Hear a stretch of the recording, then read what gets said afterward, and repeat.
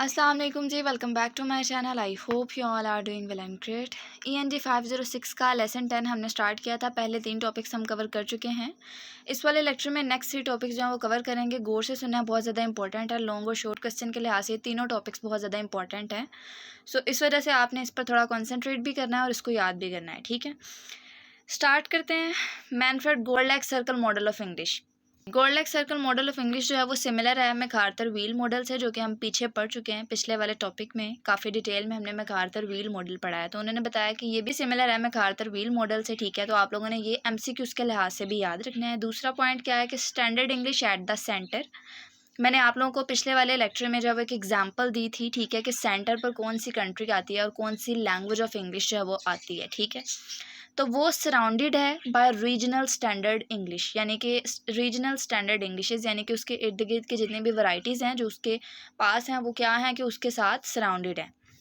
उसके बाद गोल्डलैक circle model जो है वो ऑर्गेनाइज्ड है विद ग्रेटर डेप्थ, यानी कि काफ़ी ज़्यादा डेप्थ में जो है वो ये ऑर्गेनाइज किया गया है। Places variety in a series of expanding rings. ये ऑर्गेनाइज करता है इंग्लिश लैंग्वेज वैराइटीज़ को हायरार्की रिंग्स की फॉर्म में, ठीक है, जो कि शुरू होता है रीजनल और नेशनल स्टैंडर्ड से और बाद में मज़ीद एक्सपैंड होता है ये सब रीजनल स्टैंडर्ड में और नॉन स्टैंडर्ड इंग्लिश में, और उसके साथ साथ पिजन और करियोल वाली इंग्लिश में, ठीक है, पिजन और करियोल में।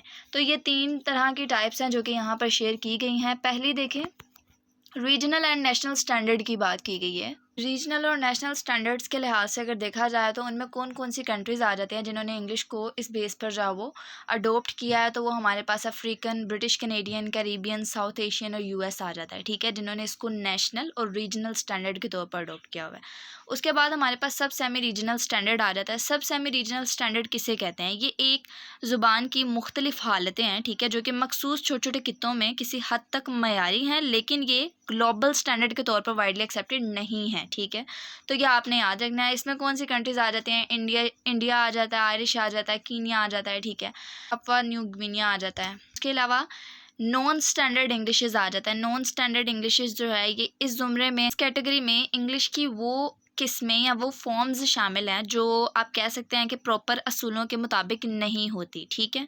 जैसे कि हमारे पास यहाँ पर जमाइकन इंग्लिश आ जाता है, ठीक है, यॉर्कशायर डायलेक्ट आ जाता है। तो ये आप लोगों ने याद रखना है, इन नामों को याद रख लीजिएगा। उसके अलावा पिजन एंड क्रियोल्स के लिहाज से अगर देखा जाए तो ये कैमरून पिजन इंग्लिश है, टॉक पिसन है, ठीक है, जिन्होंने इस बेस पर जो है वो इंग्लिश को अडॉप्ट किया, इस तरह से जो है वो उन्होंने इंग्लिश को यूज़ किया। तो इनमें वो वाली कंट्रीज़ आ जाते हैं। तो बहुत ज़्यादा इजी है, ज़्यादा डिफ़िकल्ट नहीं है, जस्ट आप लोगों ने याद रखना है, याद करने वाली चीज़ें हैं।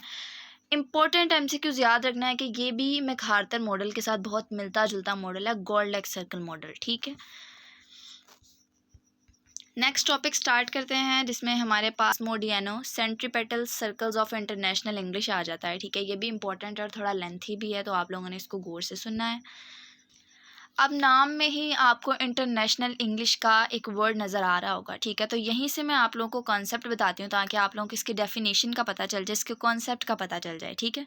मोडियानो centripetal circle of international English जो होता है ये बेसिकली वो मॉडल है जो फोकस करता है कि कैसे इंग्लिश जो है वो यूज होती है ग्लोबली, ठीक है। उसके अलावा नेक्स्ट जो पॉइंट्स हैं 2, उनमें बताया गया कि note concern with historical and geographical division of A variety, ठीक है, यानी कि बगैर उसकी तारीखी या जियोग्राफिकल डिवीजन के ये उनके साथ ज़्यादा कंसर्न नहीं करता, उस पर फोकस नहीं करता। उसके अलावा individual users and their choices of variety are given equal importance. इस वाले मॉडल के अकॉर्डिंग इंडिविजुअल यूज़र्स जो हैं, ठीक है, और उनकी चॉइसेस ऑफ इंग्लिश भी उतनी ही ज़्यादा अहम है, ठीक है। अलावा यहाँ बताया गया कि based on mutual comprehensibility of the proficient speakers of English. अब यहाँ पर इस वाली लाइन का क्या मतलब है? इस लाइन में वो बताना चाह रहे हैं मेडियानो जो है इसके अकॉर्डिंग प्रोफिशेंसी होनी चाहिए। मिसाल के तौर पर मैं आप लोग को एग्जांपल देती हूँ तो आप लोगों को यहाँ से समझ आ जाएगी। 2 स्पीकर्स हैं इंग्लिश के, ठीक है। एक इंग्लिश का नेटिव स्पीकर है, ठीक है, जिसका ताल्लुक यूनाइटेड स्टेट्स से है, जबकि एक चाइना से है, ठीक है। मगर दोनों का क्या है कि दोनों इंग्लिश में बहुत ज़्यादा माहिर हैं, दोनों का एक्सेंट, वोकेबलरी, प्रोनाउंसिएशन बहुत ही ज़्यादा अच्छी है, ठीक है, वो प्रोफिशिएंट स्पीकर्स हैं, ठीक है। तो दोनों को इक्वली कंसीडर किया जाएगा। ये नहीं होगा कि नेटिव स्पीकर को जो है वो ज़्यादा इंपॉर्टेंस दी जा रही है जबकि नॉन नेटिव स्पीकर है, हत्ता कि वो प्रोफिशिएंट है, तो उसको जो है वो इंपॉर्टेंस नहीं दी जा रही, ठीक है। तो ऐसा नहीं है, Modiano centripetal circle of international English में जो बेसिक इनका एम्फसाइज किया गया इस टॉपिक में ज़्यादा, वो इसी बात पर किया गया कि प्रोफिशेंसी मैटर करती है। आया कि वो नॉन नेटिव स्पीकर आए हैं किसी और कंट्री से, अगर वो प्रोफिशेंट है तो वो भी इक्वली कंसीडर किया जाएगा, ठीक है। उसके अलावा यहाँ पर हमारे पास इम्प्लीकेशन आ जाता है। अच्छा, एक पॉइंट जो है वो मैं बताना भूल गई हूँ, यहाँ पर म्यूचुअल कॉम्प्रिहेंसिबिलिटी आ जाता है। म्यूचुअल कॉम्प्रिहेंसिबिलिटी का मतलब क्या होता है कि दो स्पीकर आपस में बात कर रहे हैं, वो नेटिव और नॉन नेटिव स्पीकर हैं, ठीक है। फॉर एग्जांपल एक स्पीकर मैंने आपको बताया नेटिव स्पीकर है इंग्लिश का और दूसरा नॉन नेटिव स्पीकर है, ठीक है। तो दोनों को एक दूसरे की समझ आ रही है, एक दूसरे के साथ बात कर रहे हैं तो एक दूसरे को समझ पा रहे हैं, तो इसको हम म्यूचुअल कॉम्प्रिहेंसिबिलिटी कहते हैं, ठीक है। कुछ स्टूडेंट्स को नहीं पता होगा तो कॉन्सेप्ट को याद रख लें और इस वर्ड के साथ उसका लिंक कर दें, ठीक है। अच्छा जी, implication of the word centripetal आ जाता है। The adjective centripetal suggest the movement of high proficiency user of English toward the core of the global English speaking population. अच्छा जी, इस लाइन में वो क्या इसमें बताया गया है कि प्रोफिशिएंट स्पीकर्स जो हैं इंग्लिश के, ठीक है, मैंने बताया आपको कि वो नेटिव या नॉन नेटिव कोई भी हो सकते हैं, ठीक है। वो बेसिकली क्या करते हैं, मूव करते हैं ग्लोबल इंग्लिश स्पीकिंग पॉपुलेशन की तरफ, ठीक है। इंग्लिश एक ग्लोबल लैंग्वेज है, ठीक है। तो अगर हम उसको ग्लोबली देखें, ठीक है, तो इसके नेटिव नॉन नेटिव दोनों तरह के स्पीकर्स हो सकते हैं, ठीक है। तो उस लिहाज से नेक्स्ट पॉइंट में बताया गया कि are drawn to global English speaking population in their effort to make themselves comprehensible in different context. अच्छा जी, इसका क्या मतलब है कि वो जाते हैं, मूव करते हैं ग्लोबल इंग्लिश स्पीकिंग पॉपुलेशन की तरफ। उनका एम क्या होता है, खुद को मनवाना वेरियस कॉन्टेक्स्ट में। किस तरह से मनवाना, फॉर एग्जांपल वो डिफरेंट एरियाज में गए हैं, ठीक है, तो वहाँ पर इंग्लिश बोल कर वो एक दूसरे को समझ पा रहे हैं, ठीक है। तो ये उनका मेन एम होता है, क्योंकि वो इंग्लिश को एज अ ग्लोबल लैंग्वेज जो है वो जज करते हैं, ग्लोबल लैंग्वेज देखते हैं, ठीक है। तो बेसिकली मेडियनो के अकॉर्डिंग भी जो है इंग्लिश को ग्लोबल लैंग्वेज कंसिडर किया गया है और इसके नेटिव नॉन नेटिव दोनों तरह के स्पीकर हो सकते हैं और दोनों को इक्वली ही इंपॉर्टेंस है, ठीक है, इक्वली ही इंपॉर्टेंस हासिल है। उसके अलावा मजीद उन्होंने बताया कि global English speaking replace the traditional reverse native speaker as the centre. Sport indicate the acceptance of the idea of English as an international language. अच्छा जी, इन दोनों लाइंस का बेसिकली मतलब क्या है, इसमें बताया गया है कि प्रोफिशिएंसी जो है वो ज़्यादा मैटर करती है, या फिर आप कह सकते हैं कि proficiency matters more than native status, ठीक है। तो इसमें यही बात है कि प्रोफिशिएंसी ज़्यादा मैटर करती है, क्यों, क्योंकि इंग्लिश एक इंटरनेशनल लैंग्वेज है, ठीक है। तो जिसकी मदर टंग नहीं है वो भी ज़्यादा इन्फ्लुएंशियल हो सकता है कम्युनिकेशन में देन अ नेटिव स्पीकर, ठीक है। तो इसमें यही बताया गया था। अगर इम्प्लीकेशंस के लिहाज से आपसे पूछे तो आप लोगों ने 3-4 पॉइंट्स जो हैं वो इनको याद कर लेना, या फिर अपने वर्ड्स में लिखेंगे तो ज़्यादा बेटर है। उसके अलावा यहाँ पर स्ट्रक्चर यानी कि मॉडल स्ट्रक्चर की बात की गई है। मॉडल स्ट्रक्चर में क्या है, यहाँ पर हमारे पास 3 तरह के बल्कि 4 तरह के ग्रुप्स जो हैं वो शेयर किए गए हैं। फर्स्ट ग्रुप में हमारे पास बताया गया द सेंटर, ठीक है। सेंटर मैंने आपको बताया था, एग्जांपल दी थी। तो इसमें basically proficient speakers of English जो हैं वो आते हैं, ठीक है, जिन्होंने इंटरनेशनल लैंग्वेज के तौर पर इंग्लिश को सीखा होता है, ठीक है। तो उन्होंने बताया नेटिव और नॉन नेटिव दोनों तरह के हो सकते हैं। उसके अलावा अगर हम नेक्स्ट पॉइंट देखें तो उसमें बताया गया able to speak without any strong और रीजनल एक्सेंट, और एक्सेंट के लिहाज से भी उनकी नेटिव लाइक प्रोफिशिएंसी होती है, ठीक है। और अपना जो उनका बैकग्राउंड होता है, ठीक है, वो वाले असर उनमें नहीं पाए जाते, ठीक है। उसके अलावा नेक्स्ट सर्कल जो है वो कंसिस्ट है प्रोफिशिएंट यूजर्स ऑफ इंग्लिश पर, जो कि इंग्लिश को एज अ फर्स्ट और सेकंड लैंग्वेज है वो यूज़ करता है rather than as an international language, ठीक है, जो सिर्फ फर्स्ट और सेकंड लैंग्वेज के तौर पर यूज़ करते हैं। आप इनमें ये भी कह सकते हैं कि ये वो लोग होते हैं जो हमने पीछे सब सेमी रीजनल स्टैंडर्ड पढ़ा है कि एक ज़ुबान की मुख्तलिफ़ किस्में जो मखसूस छोटे खित्तों में किसी हद तक मेयारी हैं लेकिन ग्लोबल स्टैंडर्ड के तौर पर वाइडली एक्सेप्टेड नहीं है, ठीक है। तो ये भी आपने पॉइंट लाजमी याद रखना है। उसके बाद थर्ड सर्कल जो है is made up of learners of English, जो लर्न कर। फाइनल बैंड कौन सा है, वो आउटसाइड द सर्कल है, ठीक है, जो कि रिप्रेजेंट करता है उन लोगों को जो कि इंग्लिश के बारे में बिल्कुल नहीं जानते। तो ये 4 तरह के सर्कल्स जो है वो यहाँ पर हाईलाइट किए गए हैं, आप लोगों ने इन्हें याद करना है। उसके अलावा यहाँ पर वीकनेस है, अगर आप करना चाहें कर लें। क्वेश्चन है, ये आते नहीं हैं, बट क्या इसमें बताया गया है कि जो हमने पॉइंट्स ऊपर पढ़े हैं वही कि इसमें इंटरनेशनल लैंग्वेज के तौर पर इंग्लिश को देखा गया। उसके अलावा ये मोस्टली जो है वो डिफ्रेंशिएट करता है प्रोफिशिएंट और नॉन प्रोफिशिएंट यूज़र्स को।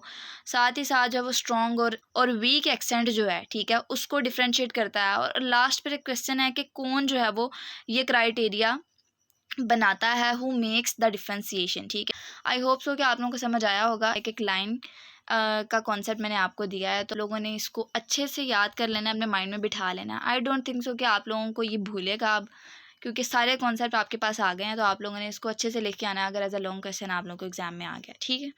अब टॉपिक 60 है, जिसमें बताया गया Modiano English as an international language model. दोबारा से उसी वाले टॉपिक के कुछ पॉइंट्स इसमें बताए गए हैं, देख लेते हैं। Based on features of English common to all varieties of English. अच्छा जी, इसमें बताया क्या गया है कि जो इंग्लिश फीचर्स हैं, ठीक है, वो कॉमन है ऑल वैरायटीज़ के लिए, जो कि इसको इंटरनेशनल लैंग्वेज बनाता है, ठीक है। उसके अलावा हमारे पास नेक्स्ट पॉइंट है कि the centre comprises English as an international language, जो मैंने आप लोगों को सेंटर का कॉन्सेप्ट दिया था। सेंटर क्या कंप्राइज करता है कि English as an international language. और नेक्स्ट पॉइंट में EIL consist of a core of features. English को एज एन इंटरनेशनल लैंग्वेज अगर देखा जाए, EIL का बेसिक क्या है, abbreviation, English as an international language, तो वो कंसिस्ट करता है कोर फीचर्स के ऊपर। अब कोर फीचर्स कौन कौन से हैं, ग्रामर, वोकैबुलरी, ये सारे फीचर्स आ जाते हैं जो सब लैंग्वेजेस में कॉमन है, ठीक है। उसके अलावा these features are common to native and competent non native varieties of English, ठीक है। तो उन सारी वराइटीज़ में, for example non native varieties में पाकिस्तानी इंग्लिश आ जाएगी, इंडियन इंग्लिश आ जाएगी, ठीक है। तो उन सब में ये सारे फीचर्स कॉमन है, कोर फीचर्स। क्रिएट म्यूचुअल कॉम्प्रीहेंसिबिलिटी, ठीक है, यानी कि इसको म्यूचुअली कॉम्प्रीहेंसिबल बनाता है हर एक के लिए। उसके अलावा सेकंड सर्कल जो कंसिस्ट ऑफ फीचर्स विच मे और may not become internationally common. तो ये पॉइंट मैंने आप लोगों को पीछे बता दिया है कि ये जो है वो वाइडली इंटरनेशनल लैंग्वेज के तौर पे इसको अडॉप्ट नहीं करते। उसके अलावा आउटर एरिया जो है वो कंसिस्ट है 5 ग्रुप्स के ऊपर, ठीक है, जिनमें हमारे पास अमेरिकन इंग्लिश है, ब्रिटिश इंग्लिश है, अदर मेजर वैराइटीज़ हैं, लोकल वैराइटीज़ हैं, और English as a foreign language speakers, ठीक है। तो वो सारे हमारे पास इसमें आ जाता है, आपने इसको याद रखना है। शॉर्ट क्वेश्चन में आ सकता है, ज़्यादातर तो नहीं आता, बट अगर आ जाए तो आप लोगों ने ये कंट्रीज़ के नाम याद रखना है, ठीक है। उसके अलावा weakness of Modiano EIL model. Weakness क्या है कि ये difficulty of distinguishing between core and non core features, ठीक है, यानी कि ये जो कॉमन फीचर्स और जो कॉमन नहीं है उन फीचर्स के दरमियान फ़र्क करने में इसको दुश्वारी होती है। उसके अलावा equating native speakers with competent non native, जैसा कि मैंने आप लोगों को एग्जांपल बताई थी कि एक स्पीकर जो इंग्लिश का नेटिव स्पीकर और एक नॉन नेटिव स्पीकर, उसको इक्वली ट्रीट करता है, labelling native varieties as major but established outer circle varieties as local, ठीक है। एक इसमें ये भी पॉइंट है कि नेटिव वैराइटीज़ को मेजर कंसीडर करता है, लेकिन जो हमारे पास एस्टेब्लिश्ड आउटर सर्कल वैराइटीज़ हैं, फॉर एग्जांपल इंडियन इंग्लिश है, उसको लोकल ट्रीट करता है। स्ट्रेंथ्स क्या है इसकी, इसमें डिस्प्रूव किया गया आइडिया ऑफ प्रेस्टीज, यानी कि एक वैरायटी की सुपीरियरिटी जो है उसको इग्नोर किया गया। उसके अलावा cares for the diversity of English, यानी कि इंग्लिश की डिफरेंट वैराइटीज़ को जो है वो ये अप्रिशिएट करता है, या फिर आप कह सकते हैं कि इंग्लिश की वैराइटीज़ की डाइवर्सिटी पर जो है वो जोर डालता है। फॉर एग्जांपल इंडियन इंग्लिश है, अमेरिकन इंग्लिश है, सिंगापुरियन इंग्लिश है, तो सबको इक्वली देखता है। Understand the spread of English from a geopolitical view. Geopolitical view क्या है, लैंग्वेज का जो स्प्रेड होता है, ठीक है, उसको कंसीडर करता है जियोपॉलिटिकली, यानी कि टूल के तौर पर इसका इस्तेमाल ट्रेडिंग में, कम्युनिकेशन में, डिप्लोमेसी में, तो सब जगह पर होता है। तो उस लिहाज से जो है वो उस पर भी ज़्यादा एम्फेसाइज करता है। उसके अलावा focus is just on proficiency, जैसे कि मैंने आप लोगों को बताया कि फोकस करता है प्रोफिशेंसी पर, और इंग्लिश को सेंट्रल ग्लोबल रोल के तौर पर देखता है, ठीक है। तो ये सारा हमारा ओवरऑल लेसन था। आई होप सो कि आप लोगों को समझ आई होगी। अगर लेक्चर अच्छा लगा है तो लाइक करें, उन दोस्तों के साथ शेयर करें जिनका ये सब्जेक्ट है, और चैनल को सब्सक्राइब कर लें ताकि आपको आने वाली वीडियोज़ के नोटिफिकेशन मिल सके। दुआओं में याद रखिएगा। अल्लाह हाफ़िज़।